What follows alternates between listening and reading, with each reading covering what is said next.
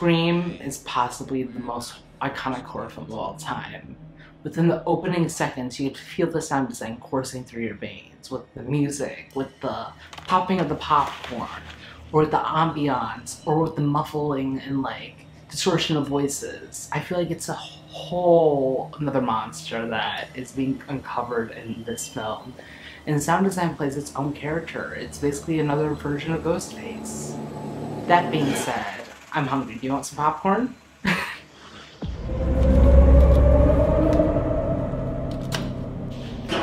Drew Barrymore's character, Casey Becker, puts popcorn on the stove within the opening seconds of the film. Not only does this act as a stake, because having popcorn on the stove is kind of dangerous because it can cause fires, but it also acts as the metaphorical clock of when she needs to come back to the stove and collect it before it burns and causes a house fire.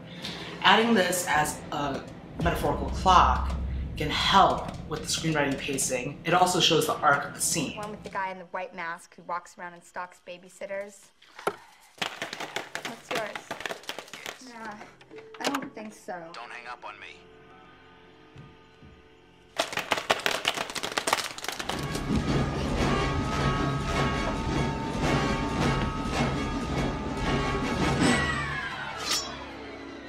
Popcorn sequence keeps popping and popping and popping. There's more kernels, which adds more plot elements, because each kernel kind of represents its own plot element, until they all kind of cluster together.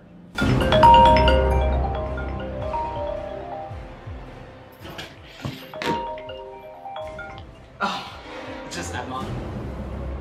Hey, Emma. Scared out of your mind, aren't you?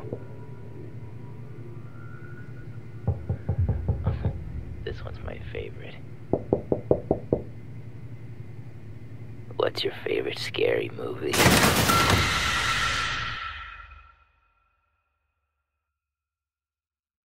What's your favorite scary movie? Gotcha. When you think of the opening scene of Scream, an element that might not be at the front of your mind is the ambient sound.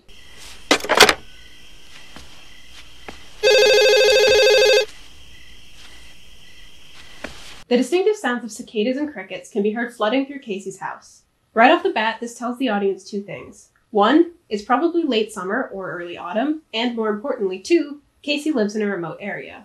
As Scream opens with this shot of Casey picking up the phone, and not with a more traditional establishing shot, the film is reliant on details like the ambient sound to convey information about the setting to the audience. Throughout the scene, the ambience plays an important role in demonstrating the calm and stillness of Casey's environment. At various points in the scene, the dialogue and other sound effects are underscored by ambience, music, or a combination of both. The interplay between these elements conveys Casey's level of fear at a given time. The first moment that Casey feels truly afraid is also the first moment that we hear any music. Why do you want to know my name? I want to know who I'm looking at. What did you say? I want to know who I'm talking to. That's not what you said. At this moment, the music and a barking dog disturb the stillness of the ambience, just as Ghostface has disturbed the security of Casey's life. This dynamic between the ambience and music continues throughout the scene, with the music coming in whenever a new event causes Casey to become even more panicked. The ambience provides a calmness, making its interruption by the music alarming and jarring. This effect is put to use when Casey leaves the house.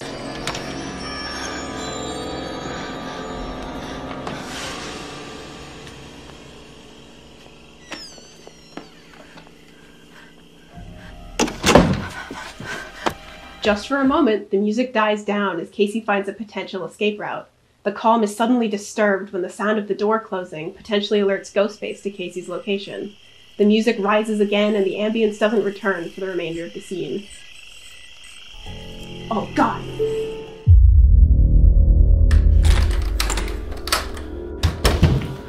Music is very integral to this part of the film, especially when Casey's boyfriend gets gutted.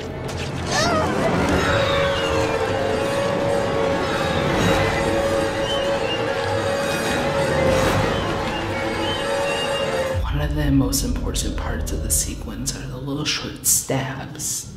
Each time that Casey gets more information revealed to her about why that the person's really a stalker or somebody that she knows in her friend group. Wouldn't be Steve, would it? How do you know his name? Turn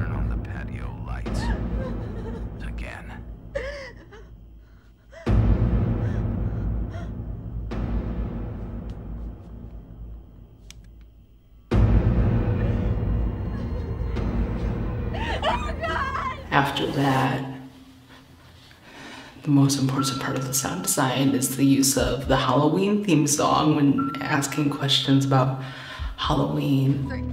Name the killer in Halloween. No. Come on, it's your favorite scary movie, remember?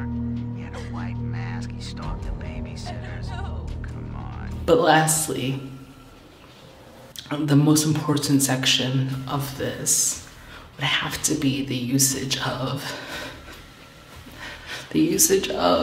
screams that are distorted when she is attacked by the flying chair.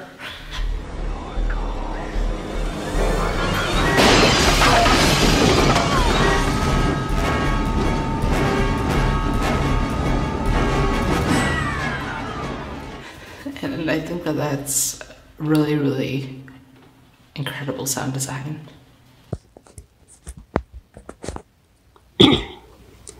A prominent element of the opening scene of Scream is that a large amount of the dialogue is muffled or distorted in some way. Casey's boyfriend, Steve, is gagged, causing his pleas to Casey to be inaudible.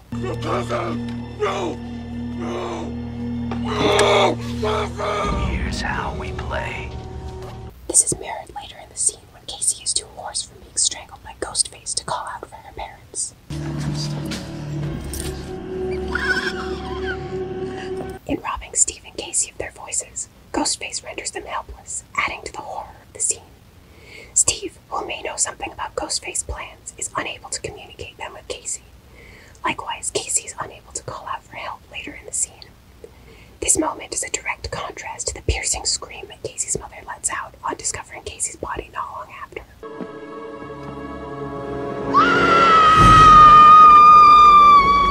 These instances of lost voices are juxtaposed with Ghostface, who for most of the scene is only a voice. Ghostface's voice is both distorted by the phone and, as is revealed later in the film, a voice modulator. However, unlike Steve and Casey, the distortion actually makes Ghostface more powerful. The sneering confidence of actor Roger Jackson's performance, combined with the intimidating quality added by the modulator, transforms Ghostface into such a menacing and iconic character. The way that this scene plays with the character's abilities to speak is just one of many elements that portray the dynamic of power and control in the situation, but it is one of the most effective. It's a clear example of utilizing sound to support the narrative elements within the scene, and it works